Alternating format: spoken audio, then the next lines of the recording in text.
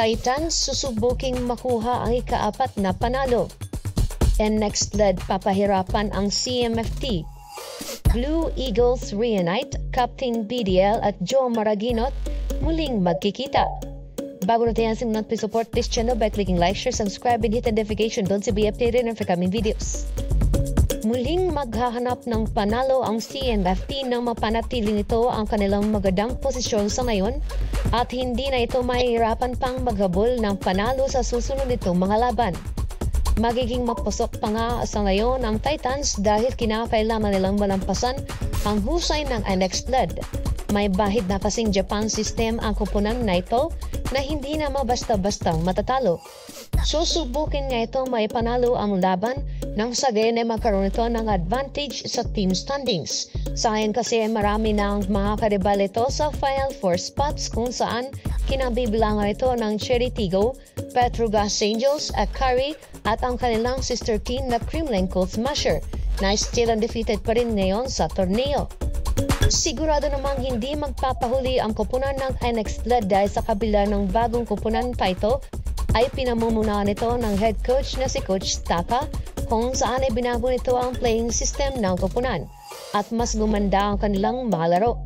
Habang tumatagal ay mas lalong gumaganda pa ang laro at maaaring maging podium contender ito sa mga susunod pang conference.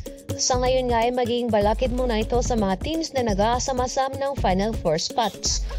Sa pangunguna ng ace player na si Rondina ay malaki ang chance na manalo ang Titans, given na may Rondina na ito na mataas ang porsyento sa atake. Kasama nga itong si Rondina sa top 5 best scorer sa torneo.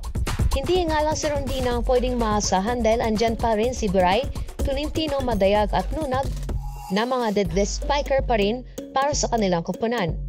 While sa next led naman ay siguradong pangunahan itong muli ni Laika Evon at Joe Maraginot. Para maingat ito ang kanilang team standing sa ngayon ay nasa bottom 4 ito na dihado na sa laro. May tsansa pa nga ang team na ito ngunit malabo na dahil mga bigating team na nga ang makakalaban nito.